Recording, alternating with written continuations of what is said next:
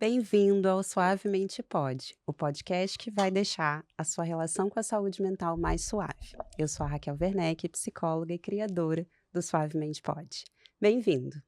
Hoje eu tô aqui com uma convidada muito especial, que bom, ela voltou. Ela já veio em alguns episódios, doutora Andréia Nolli. Bem-vinda e que bom que você aceitou. Ai, muito obrigada, é sempre um prazer, uma satisfação imensa estar com você, e principalmente para falar sobre saúde mental, sobre assuntos que são aí de interesse de todos, né, então Isso muito aí, obrigada pelo convite. de nada.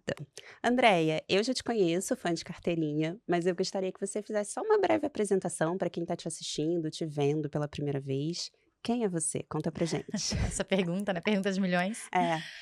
Então meu nome é Andréia, sou médica psiquiatra, sou natural de Santa Catarina, de Itajaí, né, atuo aqui na cidade com atendimento em consultório, faço bastante atendimento online também, telemedicina veio para isso, então tenho pacientes aí tanto do Brasil quanto do mundo, né, coisas que a pandemia deixou, mas que hoje a gente vê que foram positivas nesse sentido. E eu tenho muito essa vontade de espalhar esse conhecimento sobre saúde mental. Então, eu atuo também como docente, né? Sou coordenadora de uma pós-graduação em psiquiatria. Sempre permeou a minha história essa questão da comunicação. Então, desde adolescente, eu já gostava muito de ler, de escrever, já tinha fotolog, já tinha blog, depois. Olha ela eh, entregando a idade, Andréia, entregando a Exatamente. gente. Aí depois, já médica, eu tive uma coluna num jornal, né, de tiragem semanal para falar sobre saúde comunitária, saúde em geral, assim. E já há uma década aí eu venho, através da internet, trazendo os conteúdos sobre psiquiatria, saúde mental. Eu fiz formação também em psicoterapia analítica, então esses 2 conhecimentos acabam dialogando muito, né, e acho que é uma Uhum. coisa que torna mais fácil para as pessoas irem compreendendo e se interessando mesmo pelo autoconhecimento. E por isso que ela está aqui, porque costura muito com o objetivo desse podcast, que é trazer, né, quando eu brinco na apresentação, que é deixar essa relação mais suave, mais acessível para as pessoas, né, que elas possam desmistificar algumas coisas em relação à saúde mental. E hoje a nossa conversa, ela vai ter alguns links, mas eu acho que a gente não tem como falar, né, como você trouxe. A gente tem sequelas da pandemia, a gente está trazendo questões que foram positivas, mas a gente também tem até hoje também questões, né, da nossa era atual, que é a ansiedade, né. Então eu queria que você começasse respondendo essa pergunta: como é que anda essa demanda no consultório? Tá tendo muita questão de ansiedade? Porque notícias saem por aí, né, que hoje a gente lidera rankings, o motivo de afastamentos em relação à saúde ocupacional. Então você, no teu consultório, como é que você está vendo isso? A ansiedade no consultório psiquiátrico é o dia a dia, né.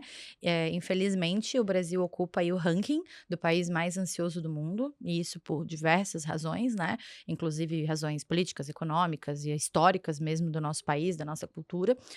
Mas eu vejo que essa questão da internet, né, a gente estava falando antes ali da pandemia, da telemedicina, então eu acho que a questão da internet ela caminha junto com esse adoecimento, do nosso povo, né. Acho que é indiscutível que essas coisas atravessam o cotidiano de todos nós, né. E sabe, Raquel, eu fiz 40 dias de um detox digital Eu vou querer recentemente, né. saber muito sobre isso. Isso, e eu percebi que o problema não é o celular, né, o problema é o que estamos tentando anestesiar quando pegamos o celular ou quando entramos nas redes sociais. Então eu acho que a discussão ela começa rasa, mas ela acaba precisando aprofundar, porque a gente se dá conta que o buraco é muito mais embaixo, é muito mais do Uhum. que só mais uma tecnologia, como a gente já teve várias, né, de televisão, rádio, Sim, máquina e que fotográfica, enfim. parece que virou um órgão vital do nosso corpo, né. A E gente usa para muita coisa, até para trabalhar, digamos, né. Isso é uma das curiosidades que eu tô doida para saber sobre o detox que ela fez, porque eu fico me questionando, se eu não tivesse as redes sociais, né, as pessoas não teriam acesso, às vezes, à minha forma de trabalhar, a entender como é que eu atuo Aham. enquanto psicóloga. Mas, assim, dá um medinho de tipo: "E se eu sair daqui, será que eu vou continuar tendo trabalho?". Enfim, Uhum. e eu acho, né, também como psicóloga, a gente vê, né, que perpetua tudo. A gente acha que a vida do outro é mais legal, que o outro faz coisas muito mais maravilhosas, viagens, come coisas gostosas, malha, a maternidade do outro é sempre mais leve, né, pelas redes sociais, então não tem como a gente falar de ansiedade e não falar das redes sociais. Então conta pra gente como é que foi e se você puder compartilhar um pouquinho Que te motivou também a fazer esse detox? Você estava percebendo que você estava um pouco ansiosa ou estava te Uhum. fazendo um pouco mal ali estar tão Então, constantemente? foi uma experiência para mim super rica, pensando no meu lado profissional mesmo, né, em sentir essa experiência para poder ajudar também os meus pacientes. Não foi uma demanda de sofrimento, eu não estava nem ansiosa, nem nervosa por conta das redes sociais, fato é que eu estava achando chato. Eu estava achando Hum. chato. Então, como eu brinco que eu sou velha, sou uma idosa nas redes sociais e na geração de conteúdo, eu comecei a fazer live na época antes, bem antes da pandemia, Antes da quando pandemia. surgiu, o dispositivo da live, eu comecei a fazer. Então, aqui na cidade eu não conhecia ninguém que fazia, enfim. Então, como eu sou velha nesse sentido, eu comecei a achar as redes sociais muito superficiais, muito chatas, fiquei com a sensação de que eu tinha que ficar tirando da frente um monte de propaganda, um monte de conteúdo É, raso, isso tá para chato ufa, mesmo. achei uma coisa boa, deixa eu ler essa coisa boa, né. Antigamente eu tenho a sensação que não era assim, pode ser só eu sendo uma idosa dizendo que nos Não, tempos mas eu antigos era acho melhor, desculpa né. até te interromper, mas eu Não, tenho essa imagina. percepção que a gente Uhum. hoje só vê conteúdo de venda, parece que tá o tempo inteiro algum anúncio ali mostrando pra gente. Então, eu comecei a achar chato e daí eu pensei: "Bom, se eu acho chato, porque ninguém mandou eu entrar, né, é só eu sair da onde eu acho chato, se eu não gosto de um lugar, é só me retirar dali". Então eu falei: "Cara, eu vou dar um tempo nisso aqui". E é interessante, isso que tu colocou, né, Raquel, no sentido assim: "Ah, mas e se eu sair o meu trabalho, minha divulgação, meu É, consultório, porque, né". nossa, o povo faz uma lavagem cerebral na Isso. gente. E isso nada mais é do que o FOMO, né, Fear of Missing Out, que é já um comportamento descrito desse medo de ficar de fora quando a gente não está conectado. Então, é justamente isso também que faz ser tão viciante estar sempre ali, né. Ah, mas estar sempre ali dá resultado para os negócios, com certeza, não estou questionando isso, é muito eficiente, eu sou uma entusiasta das redes sociais, tanto que eu estou ali há muito tempo. Mas eu comecei a achar chato e falei: "Cara, eu vou fazer uma experiência de ficar 40 dias fora". E também fiquei pensando que isso é uma grande armadilha, né, Raquel, essa sensação do: "Eu não posso ficar, porque senão, meu Deus, meus pacientes, meu consultório". Gente, quem gosta do meu trabalho gosta eu estando ali ou não, Vai procurar de né, e eu qualquer não vou sumir, existem outros desaparecer, eu só vou estar fora, não conectada nas redes sociais por 40 dias, exatamente, eu vou estar no existem outras consultório. formas, né, de você É. conseguir consultar contigo, por exemplo, né. Exatamente, sim, é isso que eu tô colocando. Eu vou sair das redes sociais, não significa que eu vou desaparecer. E é Sim. engraçado, porque hoje em dia é muito fusionado, muito fundido essa ideia do meu eu real com o meu perfil na internet. Tanto que tem pessoas que têm a conta hackeada, roubada e ficam em desespero, não só por todo o trabalho que é perdido ali, mas com essa sensação de que se perdeu a identidade, Não, né. e uma coisa que me chama atenção também, quando é o movimento contrário, quando aquele profissional não tem rede social, Uhum, mais assustador ainda na nossa era, não ter o uhum, WhatsApp. sim, Então, assim, fica tipo: "Como assim? Como que eu vou ver? Como que eu vou aham, entender se é ele ou não, o profissional que eu devo sim. procurar?", né, como se não tivesse outra opção. É, e até como ficou distorcida essa visão, né, porque então um bom profissional é o que tem muitos seguidores? Pode até Exatamente, não ser, é? mas não é para ser o primeiro critério nosso, mas infelizmente para muitas pessoas Para é, muitas né. pessoas é. Enfim, aí o fato que eu achei chato, falei: "Quer saber, vou ficar um tempo fora", aí conversei isso com a minha personal trainer, daí ela falou: "Vou com você então vamos ficar fora". Aí ela já é mais Hitler, né, ela assim: "Então vamos ficar fora 40 dias". Aí Nada eu de falei: 30, "Nossa", nós né, "Tá 40. bom, então vamos, então vamos". E aí eu não fiz o que, sei lá, o que eu acho que a maior parte das pessoas deveria fazer, eu não apaguei todos os aplicativos e eu não preciso desse tipo de controle externo, eu simplesmente decidi que eu não ia mais abrir, né, então eu brinco como foi o primeiro detox, eu só fiquei sem as redes sociais, eu não saí do WhatsApp, né, porque aí o WhatsApp Uhum. eu acabo usando para dar suporte para os pacientes, eu tenho uma clínica, então tenho que fazer a gestão dessa clínica, enfim, achei que ia ser mais complexo ficar sem esse contato, né. E no fim, achei que eu ia sentir super falta, né, antes de começar eu pensei: "Nossa, vai ser muito difícil". Aí no fim foi super prazeroso, E a pergunta de super prazeroso, me milhões, surpreendeu positivamente isso, te sabe. sobrou tempo? Nossa, muito, né. Tipo, o que você Muito. fazia? Porque a gente acha que não, né. Uhum. Eu uma vez, eu não vou lembrar a referência, mas, eu vi um palestrante falando sobre isso, né, sobre as redes sociais sequestrarem o nosso tempo, né. É um sequestro de atenção, a gente fica ali como se fosse antigamente abrir a geladeira para pensar, né. E a gente Uhum. fica ali, às vezes, fala que vai ficar 5 minutos e fica 15, 20, meia hora, 1 hora. Então assim, o que que tu fazia nesses momentos, assim, que você nem lembrava da rede social? Então, como eu falei, eu não tinha um sofrimento relacionado às redes sociais. E como eu gero conteúdo há muitos anos, eu já sempre tive um comportamento nas redes sociais de entrar para consumir, mas muito mais para criar conteúdo. Então, Uhum, eu não tenho, nunca tive também muito tempo livre para ficar nessa coisa de rolar. Mas o que acontece? O intervalo, né? Então, o que eu percebi? Eu acabava preenchendo qualquer intervalo da rotina com uma olhadinha. uhum, Ah, tô parada no sinal, uma olhadinha. Ah, tem que esperar o próximo paciente que está atrasado, uma olhadinha. E nesses intervalos eu consegui fazer mais coisas minhas, práticas da rotina, burocráticas, digamos assim. Consegui ler muito mais, né? E aí a gente que reclama que não tem tempo para ler, a gente começa a ver que na realidade o tempo não mudou, as 24 horas do dia continuam as sim, mesmas. A gente é que não estava fazendo um uso tão bom, né? uhum, E eu percebi também de super positivo, assim, como é que eu posso dizer isso? Uma maior despreocupação com relação à opinião dos outros. Porque, querendo ou não, até para quem é criador de conteúdo, né? Eu me dei conta disso quando eu fui num show. Como eu estava sem as redes sociais, eu não iria postar a sequência dos bastidores, de chegada do show, do pós-show e tudo mais. Eu me preocupei muito mais em estar confortável do que em estar linda. Né. E aí uhum. eu fui super confortável e eu pensei: "Ah, que delícia". E aí eu E pensei: "Nossa, eu curtiu não talvez faria até isso, mais se o eu show. tivesse", com certeza, se eu tivesse que postar, né, que eu com a rotina que eu estava Uhum, acostumada, eu não usaria essa roupa, eu estaria mais desconfortável, talvez não tivesse aproveitado o show na proporção que foi. Então e olha que eu nem sou, na minha visão, uma pessoa que eu não dou muita bola para a opinião dos outros no geral. Mas eu fiquei pensando, se pra mim foi tão positivo assim, imagina pra quem convive e tem muita gente sofrendo, gente, com essa questão da comparação, sim. do julgamento, das críticas. Então, pra quem é mais preso a isso, nossa, se pra mim foi libertador, e com certeza pra quem tá em sofrimento, acho que é uma experiência bem válida, assim, sabe? Uhum. E essa comparação que você traz, eu vou até aproveitar, já vou Uhum, encaixando algumas perguntinhas que a gente recebeu nas nossas redes sociais, né, uhum, sobre o nosso conteúdo aqui hoje. A gente teve recentemente um feriado de carnaval, né, uhum, e a sensação que dá é que tá todo mundo fazendo algo muito mais legal do que a gente, né, como eu uhum. dei um exemplo anterior. Que você diria para essas pessoas que acabam ficando, nesse lugar de comparação, que às vezes vão para esse lugar de sofrimento? Então, eu vou até pegar aqui, ó, gente, para ler para vocês, porque a gente abriu caixinha nas redes sociais, né? Ó, aqui nós falando das redes sociais e lendo a Aham. caixinha das redes sociais. A gente não tem como fugir, a gente precisa aprender a fazer um uso melhor, né? Mas eu vou ler para vocês uma das perguntas que colocaram na caixinha, tá?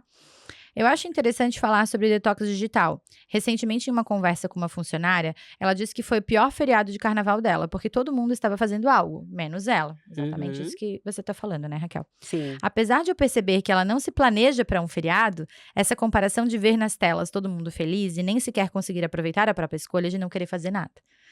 Então, eu vejo que isso é super presente na vida das pessoas. Eu falo que agora o celular. Por que eu falei que o problema não é o celular, e sim o uso que a gente faz dele, né? O que eu vejo, as pessoas estão colocando no celular a ideia de que ele seja um regulador emocional portátil. Então eu sinto tédio, eu pego o celular para me regular. Eu sinto raiva, eu pego o celular para me distrair, para eu não sentir raiva. Eu tô triste, então eu pego o celular para me distrair, para eu não prestar atenção nessa tristeza, para eu não me afundar nela, né? Uhum. E aí isso vai indo para um lugar que, se a regulação emocional está no objeto, ela não está dentro de mim. Então, se eu lido mal com a minha ansiedade, com a minha raiva, com a minha tristeza, e eu delegar para o celular a ideia de me regular, eu vou estar sempre dependente desse celular. E isso é uma queixa muito comum. Eu vejo vários pacientes falando: meu Deus, eu não consigo ficar sem, eu não consigo nem deixar em outro cômodo.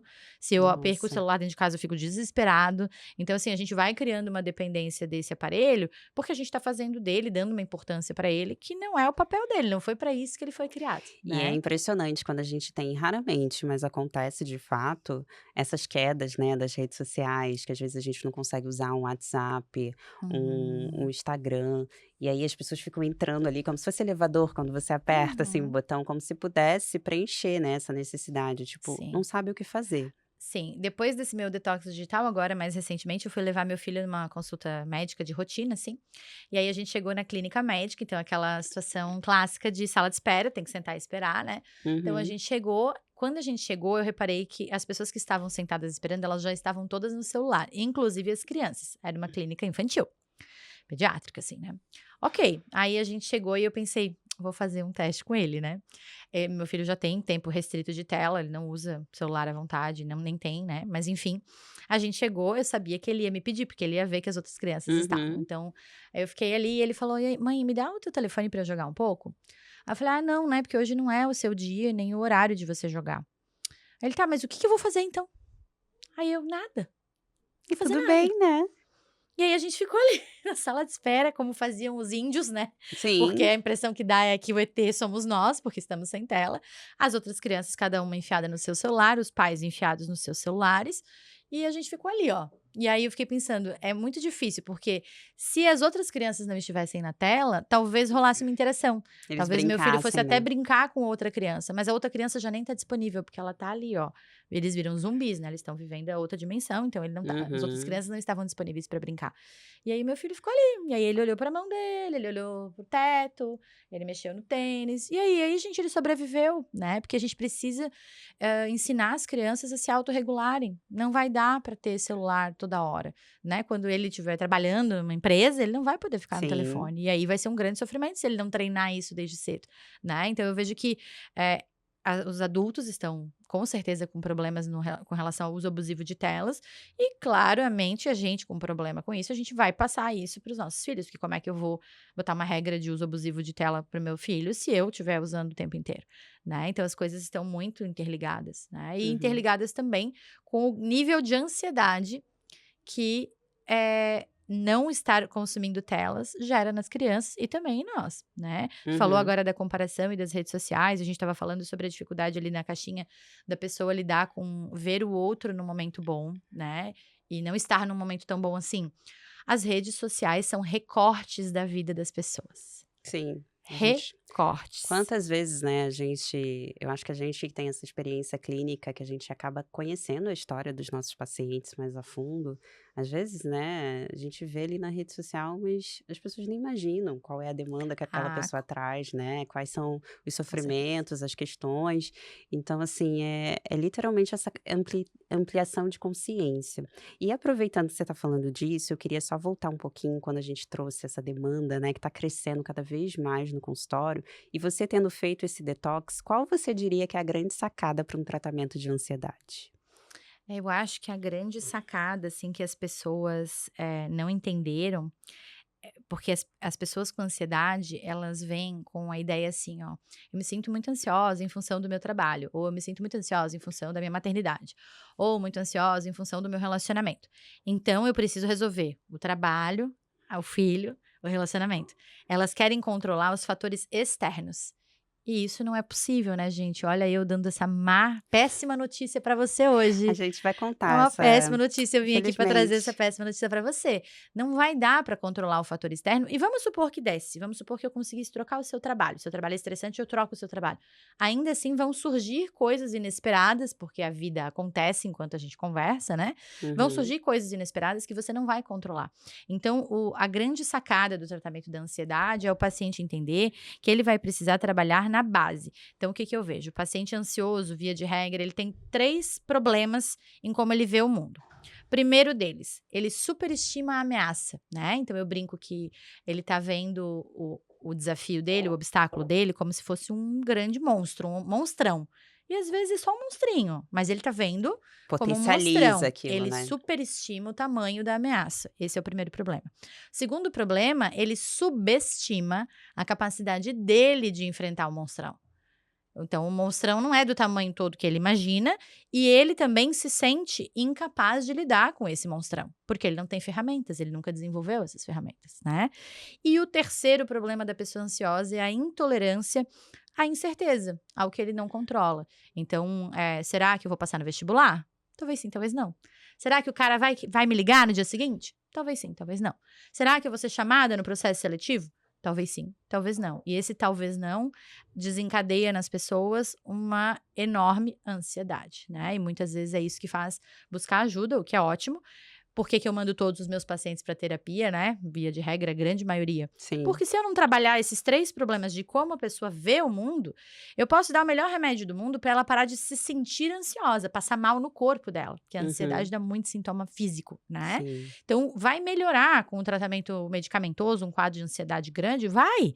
Mas se eu não trabalhar esses 3 pontos de como você enxerga o mundo, tu vai tratar, para o tratamento, volta o sintoma. Parou o tratamento, volta o sintoma, porque a tua forma de ver o mundo não mudou, né. E eu acho que esse é o grande desafio, dos psicólogos em terapia, e aí Sim, tu pode falar melhor com que eu, né, Raquel. Eu certeza. queria saber também como é conduzir os pacientes nesse processo, como é que tu vê? Eu sempre faço uma pergunta que eu não sei como os meus pacientes às vezes não me dão um soquinho, tipo assim, porque parece deboche, mas eu faço essa pessoa também olhar o que de bom tem a ansiedade na vida dela, porque eu acho que a ansiedade vai muito para esse lugar, sabe, Andréia? As pessoas colocam como se fosse a pior coisa do mundo, a gente sabe que fisicamente, quando uma pessoa está em sofrimento, é mesmo uma sensação horrível, mas ela nos protege também para a gente conseguir se antecipar a algumas coisas, olhar outros cenários e levantar essas possibilidades e nos desenvolvermos, né, em relação a entender por que que a gente faz o que faz. Eu sempre trago essa frase: terapia não muda ninguém, ela só revela quem a gente é, e eu acho que com as ferramentas certas a gente chega lá. Então hoje eu acho que o grande desafio enquanto psicóloga é mostrar o que de bom também na vida daquela pessoa ansiosa traz, sabe, como se regular, como entender. Eu vejo que a pessoa chega no consultório querendo tirar a ansiedade, como se isso fosse possível. Mais uma notícia triste que eu vou trazer, não tem como. Mas a gente tem como manejar, a gente tem como controlar, e isso através dessas ferramentas que eu achei sensacional que você trouxe, esses É, 3 e eu pontos, vejo assim. muito essa questão, eu gosto, gente, dessa analogia das ferramentas, porque a sensação que eu tenho é que o paciente ansioso é como se ele estivesse tentando pegar uma sopa de garfo.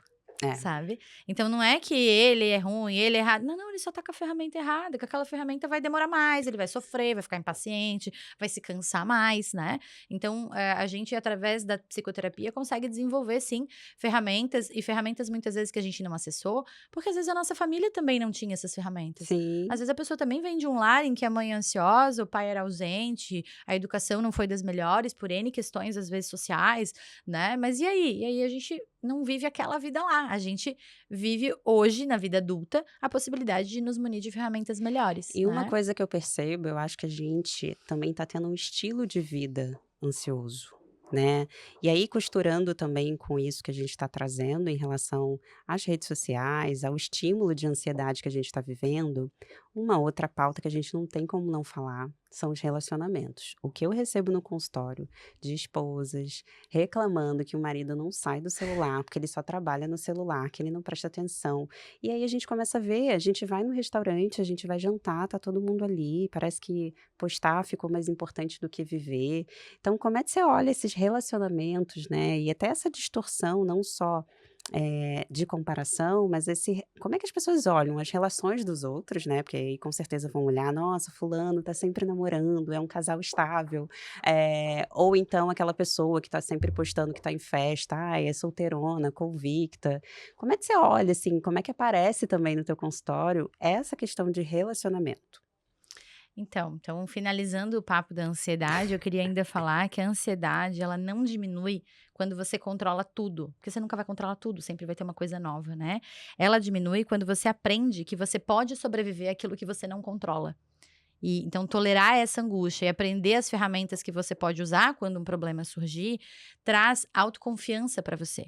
É isso que um tratamento psiquiátrico e psicológico busca, né? Te capacitar para que sozinho você confie mais na tua própria habilidade de dar conta quando algo não sai exatamente como você planeja, né?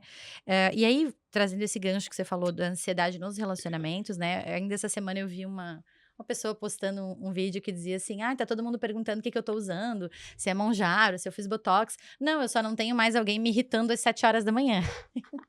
E eu achei super engraçado, porque assim, tem esse contexto de quando o relacionamento não vai bem, a saúde emocional também ir pro buraco, né? Querendo ou não, os ambientes, a ambiência, né? O ambiente onde a gente frequenta, as pessoas que nos cercam, elas acabam interferindo muito, atravessando muito o nosso próprio humor, a nossa própria condição de dar Sim, conta, né? E claro. De novo, esse fenômeno das redes sociais acompanha as dificuldades relacionais, porque hoje em dia, com o advento aí dos aplicativos de namoro, que por um lado são super positivos, conectam pessoas de outros lugares, faz com que pessoas disponíveis se encontrem, eu não acho de todo ruim, mas acaba trazendo essa ideia de que eu vou achar a pessoa pronta. Ah, essa, né, essa não. Eu tenho amigas também que são solteironas convictas, e aí eu dou risada, porque assim, esse não, porque ele é baixinho. Pô, mas o cara era super interessante, legal, né, uma profissão Sim. legal, um cara que tem assunto, um intelecto legal, um papo bom. Não, não, mas esse é baixo. Não, não, mas esse fala de um jeito que eu não. Não, mas esse. Então, como se a gente fosse achar a pessoa, a casa já feita. E Uhum. relacionamento é construção, né? Então, claro, às vezes já tem uma incompatibilidade de início e a gente tira da frente aquela pessoa porque a gente sabe que dali não vai sair Eu nada, sempre né? brinco com algumas pacientes, às vezes você tem que ser visionária, você tem que comprar na planta, cara. Porque você vai desenvolver ali alguma coisa, né, é o que você está Mais ou trazendo, é menos, uma eu construção. não sei se eu sou tão positiva quanto você. Não, gente, às Eu vezes não você tem sou que tão comprar na positiva assim, planta, às é. vezes dá para comprar Compra na na planta, planta. mas vamos ver essa construtora. Outro dia Vamos ver de qual eu vou construtora é fazer esse só um empreendimento. parênteses bem rapidinho, outro dia eu estava vendo também um podcast e era Aham, um humorista, ele estava falando: "Gente, hoje em dia você não tem que saber o signo da pessoa não, você tem que saber qual medicação ela está tomando, para é, você tipo saber isso. aonde você está se enfiando". Sim. Então é um pouco sobre isso, a gente tem que ver as incompatibilidades, mas eu falo de relacionamentos em geral. Na minha clínica eu sinto Uhum. muito essa questão do celular impactando Ah, total. o dia a dia, a atenção, Uhum. e até aquele momento de conexão. E eu vejo também, na parentalidade, assim, em relação à conexão com o pai, mãe, a gente Uhum. vê às vezes até eu não sei se também a gente acaba tendo esse estímulo, né, sempre parece que a Uhum. sobrecarga é maior para a mãe, então fica esse lugar, né. Nesse período de detox digital que eu fiz, uma das coisas que eu percebi também, eu me percebi bem menos irritada com o meu filho. E aí eu fiquei percebendo que o que que acontece? Muitas das vezes que ele me chama, ele é pequeno, né, gente? Então ele quer mostrar, mãe, olha isso, mãe, o dia inteiro, né? Uhum. E muitas das vezes o que me irrita é porque eu estou sempre fazendo alguma coisa. Então, ou eu estou conferindo um conteúdo que vai ser postado na rede social da clínica, ou eu estou pagando as contas da clínica, ou eu estou respondendo pacientes, né? Eu tô com o meu celular fazendo coisas que são dignas, né, gente? São morais, eu Importantes. estou ok fazendo coisas importantes, mas no momento em que se eu tô com meu filho, eu deveria estar 100% com ele. E a gente tem essa falsa ideia de que a gente pode fazer as duas coisas ao mesmo tempo. Ai, que bom, ele vai brincar no parquinho e eu vou aproveitar, né? Eu brinco, vou aproveitar para pagar as contas. Qual que é a parte que eu aproveito? Se É. meu filho tá brincando e eu não tô brincando com ele, ou não tô vendo ele brincar, né? Então eu me dei conta que eu fiquei bem menos irritada com ele, nesse sentido. Claro, agora eu não tô competindo a atenção o tempo inteiro. Então, quando ele me chama, eu olho, tá tudo bem. E quando ele me chama e eu tô fazendo alguma coisa, eu penso, mas vou ter que interromper aqui, porque pra E ver o que até que a ele própria quer, demanda dele, né, né? de ter que ficar te chamando várias vezes. Até ele Exatamente. devia estar Por isso que eu achando tô dizendo tipo: que o "Uau". ambiente, no geral, fica menos irritadiço, né, fica menos ansiogênico, porque aí eu tô presente. Eu acho que esse é o grande desafio geracional que a gente vive, estar onde a gente realmente está. A gente bancar isso de que eu tô aqui agora no podcast, meu telefone não tá disponível, mas e se alguém precisar falar com você agora? Vai ter que esperar. Sim. Mas e se for uma emergência? Quando acabar, eu vou saber. E se for uma emergência maior, alguém vai entrar por essa porta e vai me falar. A gente precisa bancar, não estar disponível às vezes, para poder estar disponível onde a gente realmente quer estar, né? E aí a maternidade eu acho que é um grande exemplo, porque isso também gera muita culpa materna, né? Sim. Quem é mãe sabe. Então a gente às vezes vai aproveitar para fazer um negócio do trabalho enquanto está com a criança, e daqui a pouco a criança tá falando, né? Não vai sair do telefone? Mas você nem Uhum. viu o desenho comigo. Né? Então, claro que é difícil, porque às vezes a gente não quer brincar, às vezes a gente não quer ver o desenho mesmo, né? Já viu A gente várias quer, às vezes, vezes. adiantar um negócio do trabalho, mas eu acho que o grande desafio é estar onde a gente realmente está. E uma outra queixa, Raquel, de consultório, que eu acho que tem tudo a ver com as redes sociais, é a baixa libido. Então, o Uhum. que tem de queixa de mulheres de baixa libido, baixa libido, baixa libido, mesmo quando elas não estão num quadro psiquiátrico importante, é imensa. E eu vejo que, como a libido da mulher ela é reativa, né? Então, a libido do homem ela é espontânea. O homem tem esse desejo espontaneamente, né? Sem necessariamente ter sido gatilhado para. A mulher não, ela tem uma libido reativa.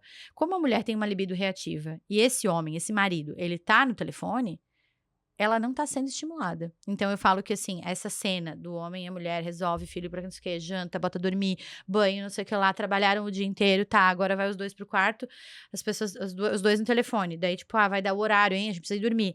Tá, larga o telefone, tá, agora vamos transar. Não tem Gente, isso não como. é nem um pouco estimulante para mulher. Vamos falar verdades, hoje eu E vim para falar nossa, e que verdades, bom que você né. trouxe esse tema, muito bom. Porque, assim, é algo que a gente precisa falar, gente. E aí, por que que eu tô também trazendo isso? Porque às vezes isso é nomeado como um sintoma, "Ai, eu tenho baixa libido", que até pode ser, gente, merece investigação, algumas mulheres têm, né, o transtorno, sexual hipoativo, que a gente chama, existe alguns tratamentos e tudo mais, mas assim, na grande imensa maioria das vezes, o problema tá mais na área comportamental. Essa mulher tá exausta, ela tá sobrecarregada, ela não tem rede de apoio, esse homem tá, na maior parte das vezes, fora de casa, a comunicação entre eles não está das melhores, eles não têm tempo de qualidade juntos, e aí o momento de intimidade vira uma coisa estranha para a mulher. Se ela não é estimulada, ela ficou distante do homem o dia inteiro. E aí, uma bela hora lá ele fala, eu quero transar. Para ela, a sensação é muito esquisita, é de estar transando com um estranho. A mulher não gosta disso. Ela não Uhum. é estimulada do ponto de vista de desejo dessa forma. Então, por que que a gente precisa falar mais sobre isso? Para os homens saberem, mande esse podcast para o seu marido Sim, por com a favor. minutagem. Já diz para ele qual minuto ele tem que assistir, senão ele não vai ver, hein? Para ele ouvir essa real aqui. Que quer transar à noite, meu querido? Comece a sua missão já de manhã, entendeu? Vamos agradar essa mulher, vamos mandar mensagem para ela durante o dia, estimula, prepara o terreno para isso. Então as coisas não estão muito no automático, né, Raquel? Sim, A conexão muito. do celular, ela faz com que a gente olhe para a tela e aí a gente não olha um no olho do outro. E se não tem olho no olho, não tem toque, não tem estímulo do ponto de vista afetivo, não vai ter relação sexual ou não vai ter relação sexual saudável, afetiva, né, que a mulher realmente Prazerosa, né. sinta prazer, exatamente. E o outro ponto, até você trazendo esse exemplo, né, a gente está com muita deficiência de prática, a gente está com muita informação e pouca prática. E aí quem é solteiro, quem nunca já ouviu uma amiga falando, ou então até paciente trazendo, que poxa, super conversava pelas redes sociais, pelo aplicativo, chegou no tete a tete, não tinha assunto, não conseguia se conectar, né. Então, as pessoas estão com essa dificuldade de se olharem, de se desejarem, de saber como é que é isso aqui, estar no aqui e agora, né. É algo que dentro da minha abordagem a gente tem muito esse objetivo de quando você fala estar presente, né, a gente está sempre equilibrando 1000 pratinhos. Então, a questão, também das telas, né, do uso de telas e tudo mais, ela traz uma coisa que é a falta de percepção da emoção do outro. Então já foi feito até alguns estudos com adolescentes, de que os adolescentes hoje eles têm menos empatia, porque eles não percebem, eles não sacam tão rápido as expressões faciais uns dos outros. Por quê? Porque eles não estão olhando um pro rosto do outro. Sim. Então foi, né, colocado os adolescentes ali para interpretar imagens de pessoas fazendo expressões, né, de brabo, de triste e tal, e eles não percebem mais tão bem as expressões.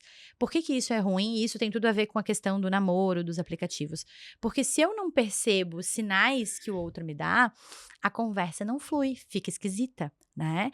E assim, tudo que antigamente se queria era a oportunidade que se tem hoje de quando você vai conhecer alguém, você já ter visto uma prévia.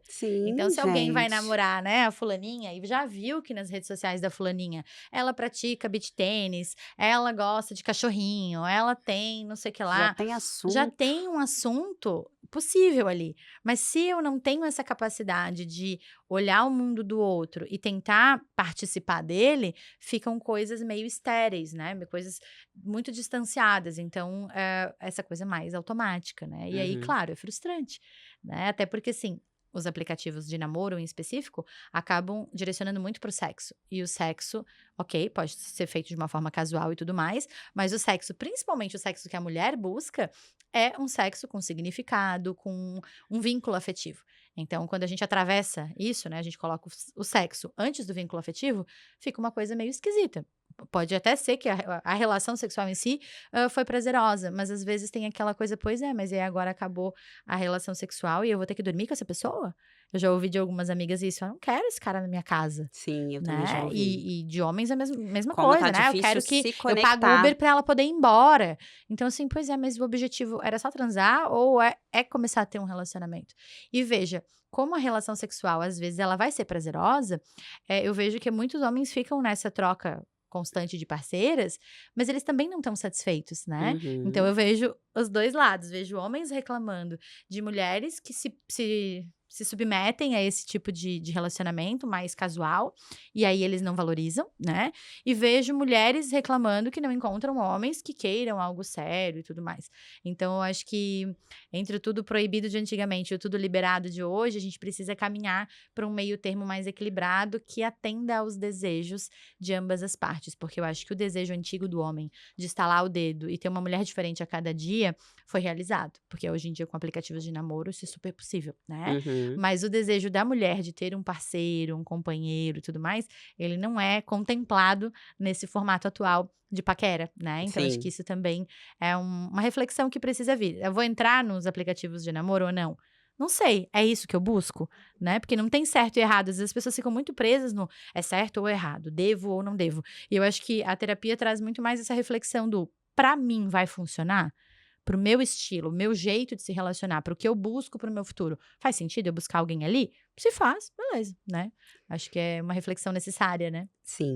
Eu queria te fazer uma pergunta sobre esse outro lugar que às vezes os homens usam em relação ao acesso à tecnologia e a própria ansiedade deles também em relação ao trabalho. Muitos justificam que estão trabalhando. "Ah, eu tenho que trabalhar, eu tenho que ficar aqui, eu tenho que responder, senão eu vou perder cliente, vai acontecer não sei o quê". E aí a mulher fica nesse lugar que você já trouxe até em relação à libido, mas o que você diria em relação à ansiedade desse homem? Por que que o trabalho não pode esperar? Então, existem questões estruturais da nossa sociedade que colocam o homem nesse lugar de ser o maior ou o único provedor, né? E eu acho que isso acaba, para muitos homens, sendo sentido como uma pressão e sendo muito conectado com a masculinidade. Tipo, se ele não for o provedor, então ele tá por baixo, meu, o negócio tá ruim para ele. Então, muitos homens acabam priorizando excessivamente o trabalho, e não que não se deva trabalhar, né, gente, por favor, né? Sempre tem que fazer o disclaimer quando a gente tá na Sim, pelo internet amor de aqui do que Deus, tá vai sendo que pega falado. só esse Acho corte. super bom, acho que os homens têm que trabalhar, mas aqui corta para o excesso, né? Então a gente sempre vai ter que pensar em buscar equilíbrio e quando a gente fala de relacionamentos, em buscar combinados, né? Ah, ele tem clientes, ok, mas em que horário que se responde esses clientes? Será que é saudável responder Uhum. meia-noite, 3 da manhã? Ah, mas ele não gosta do cliente mandar mensagem nesse horário, mas ele responde. Se ele responde, ele não está sinalizando para o cliente que tudo bem, que ele está disponível? Né? Então, criou-se esse formato. Eu vi esses dias um meme que falava assim: tá difícil participar do fenômeno do enlouquecimento global. Sim, Eu achei muito gente. bom, que o aquecimento global é preocupante, mas o enlouquecimento global também é. Da onde é que a gente tirou que as pessoas têm que estar 24 horas disponíveis? Gente, eu vou só pegar esse gancho, eu tenho visto azul no WhatsApp. E eu lido super bem com isso. Eu lembro que na época que eu fazia faculdade, eu achei sensacional, gente, agora eu entregando também a idade, da Xerox, que eu tirava Xerox, que era assim: "Não torne a sua emergência a minha urgência". Porque é você que não se organizou, não fez planejamento e quer tirar ali A a minha cópia paz. na prova. Então assim, tenho visto, e eu acho que o O visto que você tá WhatsApp falando é o é que aquele foi visto tal azulzinho horário, né? eu tenho não Uhum, só o visto que diz o horário que eu visualizei, como o uhum. visto azul, que a pessoa pode confirmar que eu vi. Só que assim, ali é uma forma de falar comigo, mas não estou disponível 24 horas e independente se é o meu trabalho, se é o meu WhatsApp pessoal, né, porque é isso, a gente dorme, a gente às vezes sai no banheiro, às vezes a gente não tá afim de Notícias falar com ninguém. chocantes: a É, psicóloga dorme, é, come, tem filho, tem que ir no banheiro, tem que secar o cabelo, tem que limpar o exatamente. cocô do E cachorro, tem dias que entendeu? a gente não tá afim. Eu outro dia vi um E meme exatamente, e às vezes só não tá afim. maravilhoso, porque, não tem aquele filme O Lugar Silencioso, que as pessoas não podem falar nada, que tem um apocalipse? Era um meme assim, o marido da psicóloga depois que ela sai do atendimento. Gente, tem dias que a gente sai, que a gente quer ficar no nosso silêncio, na nossa solitude, e o WhatsApp atravessa também, porque às vezes é um áudio, às vezes é uma resposta, aí começa eu lembro sempre dessa frase dessa Xerox: Aham. "Isso é minha emergência?" Sim. Que tá virando uma É. urgência. Então, assim, é claro, existem emergências, e aí é claro que a psi também responde, Uhum. mas, assim, não é a qualquer hora, Mas não o que que é é emergência, né? Daí isso também a gente precisa, é, nas relações, deixar isso combinado, né? E eu acho que é bem polêmico isso, tá? Algumas vezes que eu falei sobre isso nas redes sociais, teve um engajamento alto porque as pessoas ficam chocadas de você falar que você viu a mensagem e não respondeu porque você não quis.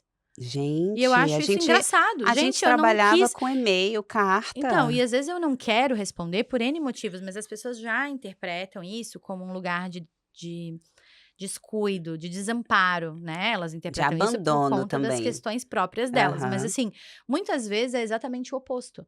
Eu vou dar o meu exemplo, né, muitas vezes eu vejo uma mensagem, e aí eu brinco que também as pessoas também não aprenderam a mandar mensagem, mas aí a gente já fala sobre isso. É. Mas eu vejo que assim, às vezes a pessoa manda uma mensagem, "Doutora, vou ter consulta amanhã e meu remédio acabou ontem, eu precisava da receita hoje". Ela não disse o nome completo dela, ela não disse qual remédio, ela não disse qual a dosagem. Eu não tenho como responder essa mensagem, porque eu vou ter que abrir o computador, abrir o prontuário, procurar o nome completo dela, procurar qual medicação ela toma, para abrir o negócio da receita, né, o sistema lá que Uhum. emite a receita digital, para que eu possa ajudá-la, né, isso se é que eu vi ela recente e posso ajudá-la. Então, assim, às vezes eu não respondo na hora, muito pelo contrário, não é por desamparo, por descuido, é justamente porque eu Porque sou foi incompleto. cuidadosa. É. Porque eu não vou te dar um remédio na dose errada, eu preciso conferir para poder fazer, né. Então, às vezes, acho que tem muito esse lugar de imaginar que se o outro está online, ele está disponível, É. né. E muitas vezes ele tá online porque ele tá no médico, ele tá online porque ele tá resolvendo um outro problema, Tá fazendo uma um outra coisa pix, do alguma trabalho coisa. dele. Então, assim, e quer ver coisa que me deixa mais louca ainda é a pessoa que mandou um WhatsApp, ela não foi respondida. Daí ela vai lá no Instagram e fala: "Eu te mandei um WhatsApp". Gente, é. Gente, eu vi, né, eu vi. Você me mandou, Exatamente. eu vi, você viu o que eu vi, né. Então vamos não enlouquecer? Vamos não enlouquecer o É. outro? Vamos entender que se o outro não respondeu, porque nesse momento ele não pôde, E eu né. costumo brincar, assim, às vezes a gente tá on no off, e tá Sim. tudo bem, Uhum. né, e às vezes até para poder responder, por exemplo, às vezes eu quero responder por áudio, mas pô, eu tô no auge, sei lá, do meu filho Sempre tá na escolinha to lá, tá maior é, barulho, né. às vezes você tá num Uhum. lugar barulhento, não dá, entendeu. Então é bem por aí. Falando de relacionamentos, Andreia, amor cura tudo? O que que você tem a dizer sobre isso? Vamos de mais verdades duras. Verdades secretas aqui Verdades hoje. duras hoje nesse podcast pra você, né. Eu acho que o amor ele não cura tudo, e ele com certeza não cura traumas, ele os revela. Então eu acho que quando a gente realmente tá num relacionamento amoroso, né, a gente acaba descobrindo coisas sobre esbarrando, né, sobre a nossa própria história, sobre os nossos próprios relacionamentos anteriores, e eu acho que quem não tá atento a isso, sofre muito. Fica pedalando às vezes, colocando a culpa sempre no outro, né. Terceirizando, Então, né. é sempre o outro, sempre o outro. E veja gente, não é que o outro não tenha a participação dele, até usando esse gancho agora do WhatsApp. Às vezes a pessoa que tá mandando, ela realmente está sendo inadequada, mas existe o que ela faz e existe o que eu faço com o que ela faz. Ela Uhum. pode ser inadequada, bater em mim e eu falar: "Não é meu". Agora se eu não der limites, né, no exemplo que você deu de um casamento, um cara que tá sempre no telefone, qual foi o combinado do casal? Pode telefone na hora da refeição? Pode telefone na cama? E se Pode aquilo foi telefone até que falado em horário? algum momento, porque é o que eu falo com algumas pacientes e pacientes homens também, a gente vai ter que recombinar contrato. Eu não sou mais a Uhum. mesma quando eu comecei a namorar meu marido, né, as coisas mudaram, a nossa vida mudou, hoje a gente tem filho, é outro rolê. A gente precisa Então ajustar as cláusulas, né? sim, e a gente precisa recombinar também. Será que aquilo foi falado ou você simplesmente fechou a cara e você quer que ele adivinhe? Sim, uma outra coisa que acontece muito é a pessoa presumir, né. "Ah, é óbvio que ele", é óbvio, adoro, Como que adoro. ele não sabe que eu não "É gosto? óbvio que ele percebeu que eu não estava feliz". Olha, amiguinha, eu não acho que é tão óbvio assim, né. Uma vez eu vi uma frase, até atribuem essa a frase ao Pablo Neruda, mas depois eu fui ver que parece que não é dele, que falava assim, que o óbvio, por ser óbvio, para de ser dito. E porque para de ser dito, para de ser óbvio. Então, às vezes, coisas que faz muito tempo que o casal não discute, não conversa, não combina, às vezes parecem óbvias e já não são mais, porque a vida mudou, a rotina mudou, o trabalho mudou, agora tem filhos, antes não tinha filho, agora tem cachorro, antes não tinha Sim. cachorro. Então, assim, precisa ser combinado, né? Porque o que não é combinado é fantasiado, né? Se eu não tenho certeza do que o meu marido pensa sobre aquele assunto, eu fico imaginando, né? E aí a nossa imaginação, a imaginação da pessoa ansiosa, eu Nossa, brinco que todo ansioso deveria ser roteirista de cinema, porque é uns roteiros, umas coisas que a gente cria na nossa cabeça, e às vezes a gente vai ter uma conversa franca com essa outra pessoa e ver que, meu Deus, não tinha não nada a era ver. nada disso, né. Viajei, né? Uhum. Acontece Não, muito. e a gente cria, né, fantasias, enfim, eu falo "a gente" porque eu também sou ansiosa, tá, gente.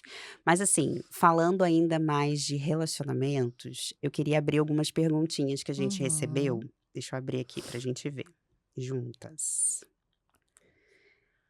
Vamos lá. Como lidar com a culpa de se afastar de pai e mãe que somente para preservar a saúde mental? Forte, hein? É uma constatação dura, né, quando você identifica que alguém da sua família te faz mal. Mas eu acho que ela é uma constatação também bastante necessária para você definir qual é a distância que você vai, eu brinco que é uma distância de segurança. Qual a distância de segurança que você vai assumir nessa relação? Tem pessoas que a gente adora, mas que elas não podem ficar muito perto. Tem pessoas que podem ficar perto por pouco tempo. E isso é muito engraçado porque surge muito nas terapias, né? Ai, minha prima veio visitar, mas olha, ela depois de 2 dias a gente já não tá saturando. Então a gente já sabe, a gente tem um tempo para essa Uhum. relação começar a ter atritos maiores, né? Ou, quando eu vejo meus pais fora de casa é bom. Se eles vêm me visitar em casa, minha mãe já começa a botar defeito na minha limpeza, já bota defeito no meu móvel. Então não dá para convidar eles para vir em casa, né? Então acho que a gente precisa ser bem objetivo com relação a isso. Essa pessoa é da minha família, mas me faz bem estar com ela, né? Mesmo que não me faça bem, eu ainda quero manter esse relacionamento? Tá. Em qual distância? Às vezes eu quero manter o relacionamento, mas eu quero priorizar por telefone. Às vezes eu quero que esses encontros sejam só em grandes eventos familiares, sei lá, Natal, Ano Novo, coisas assim. Às Uhum. vezes, justamente nessas datas, eu não quero vê-los, né? E eu acho que aí entra muito um lugar de vida adulta, né? Em que entender que talvez quando criança você não conseguisse se desvencilhar dessa dinâmica, mas hoje você é um adulto, hoje você pode escolher se te faz bem ou não faz, se você banca essa escolha, né? E quando tá muito difícil, é um indício também que você precisa de terapia, para identificar por que que ainda tá tão preocupado com o que papai e mamãe pensam de você, com o que papai e mamãe vão sentir. Lembrando sempre que pai e mãe são 2 adultos que criaram você. Então eles não são tão frágeis quanto você imagina, caso contrário não tinham conseguido, botar você no mundo, criar você, enfim, né. Eu falo que às vezes a gente coloca esse lugar de santidade, né, quase uma santidade em relação aos pais, e às vezes a gente não percebe coisas ali, né, que estavam de antes da gente. E aí, por isso que você precisa ir para terapia, porque é uma jornada de autoconhecimento. E não é essa jornada de autoconhecimento meio zen budista que o pessoal vende por aí, né, parece a terapia Holândia. É Uhum. uma jornada difícil que às vezes você vai constatar questões como essa, como é difícil me relacionar com meu pai, com a minha mãe, e por aí vai. E assim, esses conflitos, né, com pai e mãe, por exemplo, eu acho que tem 2 grandes questões. Uma que atravessa as crenças religiosas, né. Então, gente, a espiritualidade ela é positiva, ela ajuda na prevenção de doenças, ela ajuda na reabilitação de doenças. Mas às vezes as pessoas fazem uma interpretação um pouco truncada do que realmente está dito, né, nas questões religiosas. Então vem muito para mim assim: "Ah, mas honrar pai e mãe". Mas que Sim. tipo de pai e mãe? É igual o ser submisso ao marido. Tá escrito, mas que tipo de marido? O marido que trata você como Jesus tratou a igreja. Então, assim, não é tudo totalmente sem critério. Às vezes a gente pega uma leitura que fala de um tipo de amor e a gente aplica na nossa relação familiar e aquele tipo de amor não tá ali, né? Então, nem sempre a Uhum. gente, quando tá dentro do problema, a gente consegue ter essa clareza. Acho que em terapia, às vezes, a gente consegue enxergar melhor, né? Sim, com certeza. Outra pergunta: como lidar com a ansiedade no trabalho sem perder a performance? Ah, pergunta de milhões, não é Pergunta de mesmo? milhões: como não ter um burnout, como não ter É. esgotamento, né, e continuar batendo a meta lá em cima. Aham. E aí eu sempre falo que com relação à performance, a gente precisa também olhar qual a expectativa, né. Eu gosto muito da coisa que vem no computador, assim, quando você tem que confirmar que você é um ser humano, não sou um robô, Adoro. né. Então, o que que é sem perder a performance? Porque uma boa performance quer dizer que na maior parte dos dias, você tem bons resultados no seu trabalho. Isso significa que vão ter dias nota 10 e vão ter dias nota 7. O dia nota 7 não é uma performance ruim. Mas não é o dia nota 10, mas porque você é um ser humano, você não vai ser 10 todos os dias. Veja, você não é 10 todos os dias em nada. A Sim. gente não é 10 todos os dias na alimentação, a gente não é 10 todos os dias no exercício, não é no nosso relacionamento, a gente não foi a melhor pessoa do mundo no trabalho, não é a melhor amiga ou a melhor filha todos os dias. Porque a gente flutua conforme a vida, né? Então a gente precisa alinhar um pouco essa expectativa. E outra coisa é, eu quero ter uma performance do Cristiano Ronaldo. Tá bom. Você treina que nem ele? Se alimenta que nem ele? Dorme que nem ele? Eu li que ele faz 8 sonecas por dia. Que isso, gente? Claro, um corpo máquina que sei lá quantas mil calorias, não sei quantos É, mil minutos de exercício. não, Então a grande questão é, o que eu tô chamando de alta performance, com o estilo de vida que eu levo, eu consigo chegar? Porque às vezes as pessoas têm uma expectativa que está completamente desconectada do estilo de vida que elas levam. Né, eu brinco sempre, eu quero ter as pernas da Sabrina Sato. Você vai malhar 2 horas por dia? Não. Ah, não, é que é o que ela faz. Daí Tem existe um processo para chegar lá. Eu quero resultado sem o processo. Ah, eu também nunca consegui, Sim, né? tem um recorte até de uma fala da Luana Piovani falando sobre a bunda da Débora Seco, que quando ela entendeu o que que a Débora Seco fazia, ela falou: "Realmente, eu nunca vou ter, eu gosto de tomar meu chopp, eu não vou malhar todo dia", ela vai 2 vezes por dia pra academia. Uhum. Então, assim, é a gente entender também. E uma coisa que eu falo sobre metas, eh metas foram criadas para serem atingidas, mas a gente também lida com, às vezes, instituições que lidam com metas irreais, porque elas querem superfaturar, elas querem lucrar mais todo ano, né. Você até bate a meta, mas será que você consegue bater todos os meses do ano, né. E é trazer um pouco essa realidade, né. Eu gosto de olhar a vida da pessoa como um sistema. Eu daria essa dica, né. Eu sei que doutora Andreia que tem que responder mais aqui algumas Não, coisas. cada uma tem um Hum, olhar, né, uma lente, eu acho que isso é muito legal da mas eu troca. gosto de olhar, assim, o que você está Uhum. fazendo da tua vida paralela ao trabalho? Você está dormindo bem? Você está comendo bem? Você está fazendo atividade física? Porque às vezes você não consegue ter foco no trabalho, porque você não olhou a sua rotina fora do trabalho. Com certeza, essa questão que eu brinquei aqui do Cristiano Ronaldo é que ele como atleta, né, o momento do jogo é a hora do show, a hora do show dele é o jogo. Qual que é a hora do show sua? É a audiência, é a reunião, são as consultas, é o teu plantão? O que que você faz nos bastidores para na hora do show você ser o Cristiano Ronaldo? Porque se fora dali, fora da hora do show, você não tá cuidando desses pequenos detalhes da tua rotina, claro que você não vai estar na melhor performance no teu trabalho. E aí a gente precisa entender muito que são escolhas, porque eu acho que às vezes a gente se vitimiza muito nesse lugar do: "Ah, mas eu não consigo.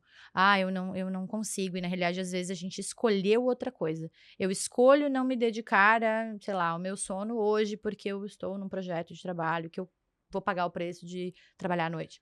É uma escolha, né, e se a gente não se der conta que é tornar isso consciente, a gente se vitimiza: "Ah, eu não estou conseguindo em tal horário estar maravilhosamente bem". Claro que não, né, olha a tua rotina, Sim. né, então às vezes a gente precisa, realmente de um olhar externo, de refletir um pouco sobre isso para não ficar buscando coisas inatingíveis. E hoje, gente, no consultório psiquiátrico, sou obrigada a confessar aqui para vocês, que é uma demanda recorrente a busca por performance a qualquer custo. Então, às vezes a pessoa vem: "Ah, vim ver se eu não tenho TDAH", mas baseado no quê, né, qual o sintoma que fez você vir aqui? "Não, na realidade eu não tenho sintoma, é que eu li que o remédio que Ai, trata o TDAH, pode me dar isso, isso e isso". Então, às vezes, a gente vê que ele vem com o objetivo de usar um psicoestimulante, usar um medicamento que melhoraria a performance. Isso é uma falácia. O paciente que não tem TDAH, ele não vai melhorar a performance com o uso de psicoestimulante, né? No máximo, ele vai se sentir acordado, e aí eu brinco que café é mais barato, né? Não vai precisar disso. E muitas vezes o erro está em outro lugar, né? Uma vez eu atendi uma paciente muito querida que estava estudando para concurso público, assim.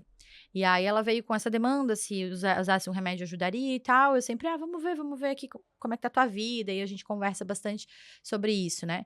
E aí ela estava estudando, 12 horas por dia. E nossa. aí eu assim: "Tá, mas eu não tô entendendo muito bem, né, porque você veio com essa ideia de talvez tomar um remédio, mas se você já estuda 12 horas por dia, você vai tomar um remédio pra quê?". "Não, porque eu não tô conseguindo estudar à noite". Então eu estou estudando das 8 às 8 e aí eu queria estudar das 8 à meia-noite. Nossa. E aí aquele momento, de novo, verdades duras, então não vai estar rolando, minha querida. E aí a gente conversou sobre a importância do sono, porque é durante o sono que a gente fixa as memórias. Então existe uma bioquímica no nosso cérebro que precisa ser levada em consideração, porque assim: "Ai, seria ótimo", né, na visão dela, "seria ótimo se eu estudasse mais um período". Daí eu falei: "Não, não seria nem um pouco bom, porque no fim você teria muitas horas de leitura e poucas horas para Para fixar o que aguardar. você leu, aí você vai começar a ler muito e ficar com aquela sensação de que você parece que leu, mas não salvou. Aí ela: "Ah, então tá meio que acontecendo isso". Eu disse: "Ah, então não só eu não quero te dar um remédio Como você para vai ter você que estudar à reduzir. noite, como eu acho que você devia tirar 1 hora do teu dia para ir fazer um exercício e tirar mais 1 hora para uma atividade terapêutica da tua escolha na semana". Aí inicialmente ela ficou impactada, né: "Como assim? Eu vou estudar 2 horas a menos", desesperada. Eu assim: "É que parece que vai ser uma perda de tempo, mas na realidade você vai estar ganhando qualidade", né. E aí depois ela foi aprovada, foi bem Ai, legal que e tudo mais. bom. Então, tô trazendo essa vinheta, assim, clínica, né, mais para que vocês entendam que o que a gente chama de alta performance é você fazer muito bem em pouco tempo, e não você dobrar o tempo. É. E eu acho que as pessoas hoje em dia têm muito essa pira, E né. de novo, assim, eu acho que tem a ver também com esses recortes que a gente vê nas redes sociais. Uhum, Fulaninho vende horrores, fulaninho tá com a agenda cheia, uhum. sei lá, fulaninha já malhou enquanto você só descobriu qual é o seu nome e acordou naquele dia. Então, Hum. assim, dá aquela sensação de que tá todo mundo produzindo muito e você ainda tá ali, né, É, tipo, modo avião. e é uma ilusão, né, então, uma outra paciente também falou: "Ah, eu queria que nem você acordar super cedo". E aí, na realidade, eu mostrei pra ela que, no fim das contas, eu acordo super cedo, mas daí eu durmo super cedo. Eu acordei cedo, né. Aí ela acorda mais tarde, daí ela se sente muito culpada por isso. Mas aí ela trabalha, sei lá, das 11 às 11. Eu nunca consigo trabalhar à noite. À noite eu já acabou.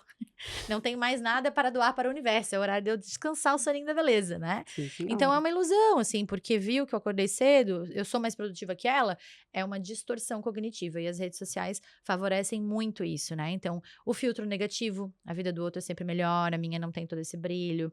A questão da comparação, que eu brinco que as pessoas comparam o resultado, não comparam o processo, né. Sim. "Ah, a foto do biquíni dela tá linda. Ah, mas eu quero ter igual, mas eu não vou malhar que nem ela". Então não vai ficar igual, né.